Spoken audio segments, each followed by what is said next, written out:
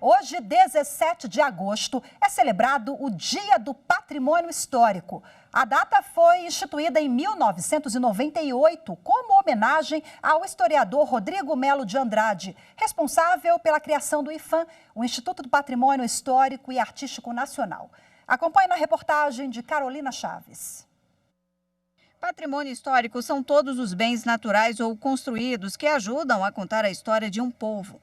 Ele está representado em formações geológicas, esculturas, pinturas e até mesmo uma cidade. Brasília, por exemplo, detém a maior área tombada do mundo, com 112 quilômetros quadrados protegidos. Foi o primeiro conjunto urbanístico do século XX, reconhecido pela Unesco em 1987. O conjunto urbano arquitetônico da capital federal foi inscrito no IPHAN como patrimônio histórico em março de 1990. É um dos 22 bens tombados em 17 estados. Na lista ainda estão obras como Cristo Redentor, no Rio de Janeiro, e os centros históricos de Ouro Preto, em Minas Gerais, e Olinda, em Pernambuco. Para proteger todos esses bens, existem leis e sempre que há uma ameaça, o judiciário entra em ação. Um dos exemplos mais marcantes de violação ao patrimônio nacional foi o ataque antidemocrático de 8 de janeiro. A invasão aos prédios públicos e destruição provocada pelos vândalos está sendo apurada pela Polícia Federal em inquérito comandado pelo STF. Os responsáveis por destruir móveis, obras de arte e os próprios prédios vão responder por crime contra o patrimônio, com pena que pode chegar a 3 anos de prisão. E agora, para a gente saber um pouco mais sobre a legislação e as normas de proteção do nosso patrimônio, a repórter Carolina Chaves, ela conversou com o presidente do IPHAN, que é o Instituto do Patrimônio Histórico e Artístico Nacional, o Leandro Graz. Vamos acompanhar a entrevista. Doutor Leandro, qual a lei ou as leis, que protegem um prédio, um bem cultural, um patrimônio? Hoje nós somos regidos por uma legislação que é ainda de 1937, que é o Decreto-Lei 25, é a Lei do Patrimônio Cultural Brasileiro. Ela indica todas as diretrizes de atuação do IPHAN no patrimônio e, abaixo dessa legislação, nós temos várias normas internas do IPHAN, são portarias diversas que regem sobre o patrimônio edificado, o patrimônio tombado, mas também sobre o patrimônio arqueológico, o próprio patrimônio imaterial.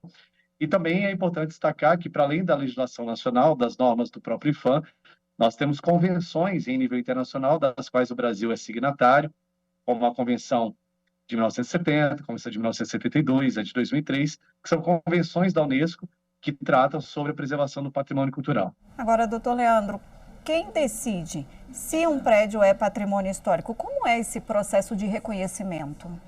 O tombamento do patrimônio material edificado é um processo administrativo.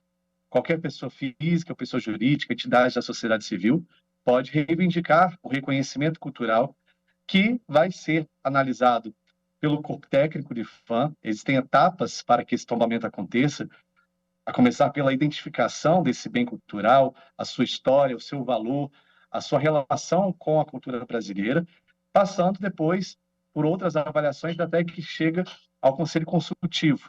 O Conselho Consultivo do IPHAN, que é formado por especialistas e pessoas com notório saber, é que valida ou não o tombamento de um bem. Doutor Leandro, o que muda, quando há esse reconhecimento, esse tombamento, O que muda administrativamente, juridicamente com o bem? Quando um bem passa a ser tombado, ali estabelece um pacto, um acordo de proteção do Estado brasileiro perante aquela edificação.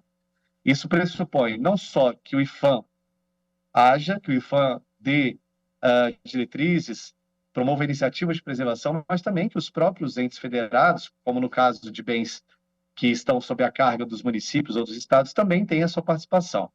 Ou seja, o tombamento, ele, além de reconhecer o valor cultural, o valor histórico, o valor de patrimônio que aquele bem carrega, também implica um conjunto de obrigações do Estado brasileiro no sentido de preservar este bem. E aí, quando nós falamos de bens tombados, hoje nós temos algo em torno de 1.270 bens tombados no Brasil, desde teatros, museus, igrejas, até centros históricos, cidades inteiras, como é o caso de Olinda, São Luís, Brasília, Ouro Preto, entre outros. Ok, agora quando a gente fala nessa mudança, né, de característica, que passa a ser tombado, esse bem passa a ser tombado, isso muda também com relação à punição para quem destrói ou danifica um patrimônio, não é, doutor? Nós temos hoje uma legislação no Brasil que está conjugada com a legislação ambiental, que diz respeito aos crimes contra o patrimônio cultural.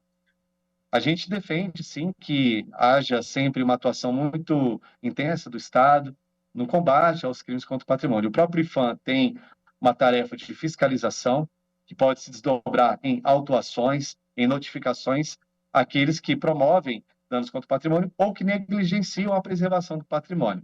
Essa é uma das tarefas do IPHAN também, no sentido de fiscalizar, e esse trabalho acontece através das nossas superintendências em todo o Brasil, os bens que são tombados e também os bens que são registrados para que eles sigam sendo preservados. Agora, doutor, para a gente finalizar, qual a importância da educação patrimonial?